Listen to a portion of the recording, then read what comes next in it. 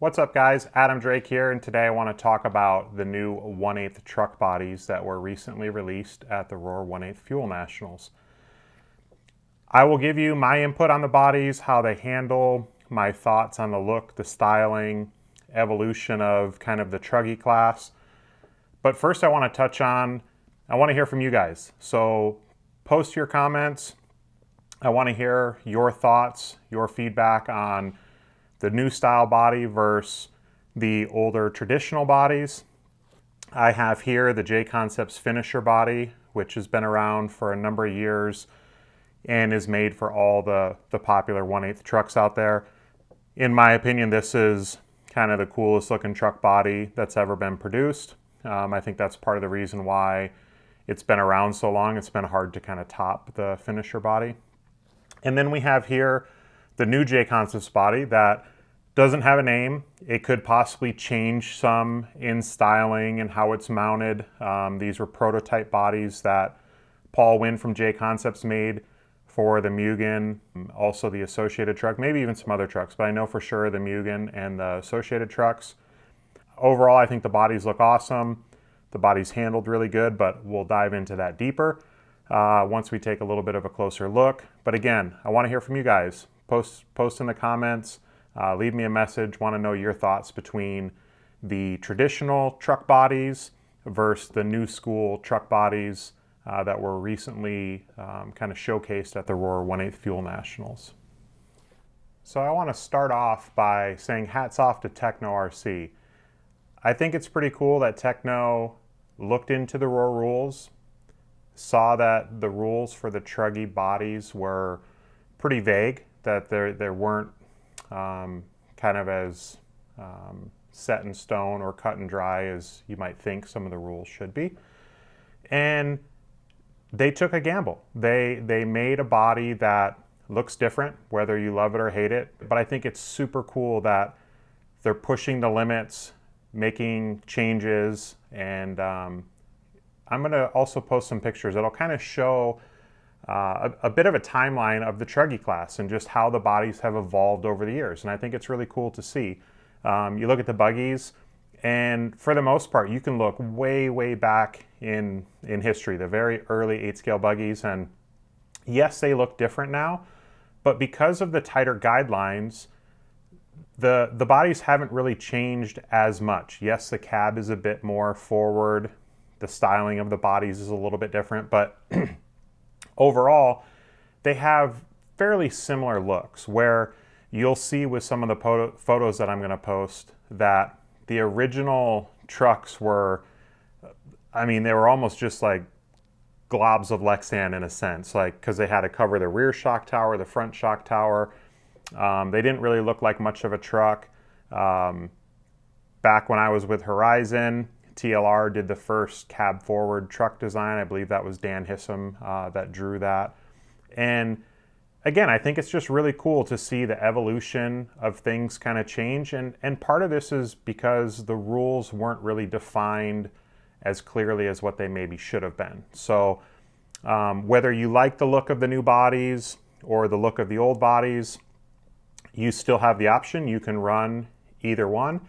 And who knows, Roar may tighten those guidelines and make changes that are going to force us to go back to the old bodies or to possibly tweak the new style bodies. So it's going to be cool to see. It's going to be interesting. But overall, I think it's really cool that Tekno kind of pushed the envelope. They've had some success. Jared Tebow won Silver State recently. And then you see J-Concepts and Proline show up at the very next major race, both with new kind of similar style truggy bodies that don't cover the front and rear shock tower, that have more of a nose plate and look more like kind of an overgrown buggy body. So hats off to them. And now I'm going to get into what I felt the handling characteristics or differences were between the traditional body and the new body. So I started the race or practice at the Roar Nationals with a new J-Concepts finisher body. I didn't have the new body cut out yet, but first I want to say thank you to Chris Norlock from Darkside Designs. He got the body turned around super fast. got stickers from Stick It One super quick, so I was able to get the body cut out, stickered, and ready for, I believe it was the third practice run when I ran it for the first time. But so started with my truck in just the normal configuration, normal body, wing, and everything like that. And I was in race 1 of truck. So the first 2 rounds, they watered the track for race 1. So I had very consistent track conditions. Truck felt good, maybe a slight understeer, but that was just because the grip levels hadn't come up on the track yet. So for round 3 of truck, they changed the water schedule, so I did have a little bit drier track, but I switched to the new J-Concepts truck body.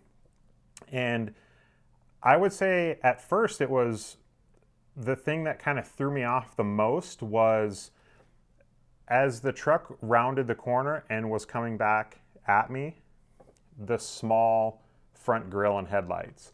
It was just a little weird. It made me realize how much I guess I kind of focus on or you know, go off the front or the grille of the truck.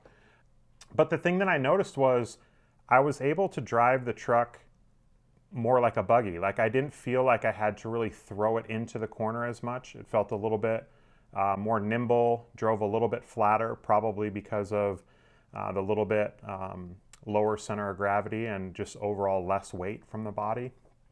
But overall, I thought the truck handled really good. I pretty much, from there on, I just committed that's what I was going to run throughout the rest of the race because I thought the initial feeling was very positive. Now, that's not to say that the old style body doesn't work well. If you like the styling of the old body and that's what you want to stick with, so be it. But I think in time you're going to see everyone just kind of transition, and this is just kind of the way that racing can kind of evolve at times.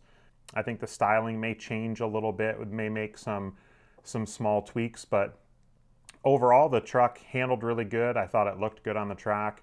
It did take a little bit of getting used to because, again, I think the finisher body looks awesome. Nothing I would really want to change about the looks of the finisher body.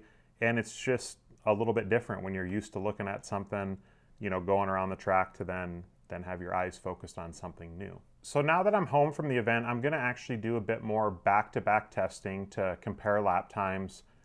But at the end of the day, what matters is performance. So even if you maybe aren't super fond of the look of one or the other, at the end of the day, we're racing, and it all comes down to performance. So when something's winning, it automatically starts to look much better. So again, I'm going to do more testing back to back. That way, you know, possibly I can give some feedback to J-Concepts if I feel like we need to add a little bit more angle to the front window to get a little bit more downforce on the front, or lay it back to take a little bit off.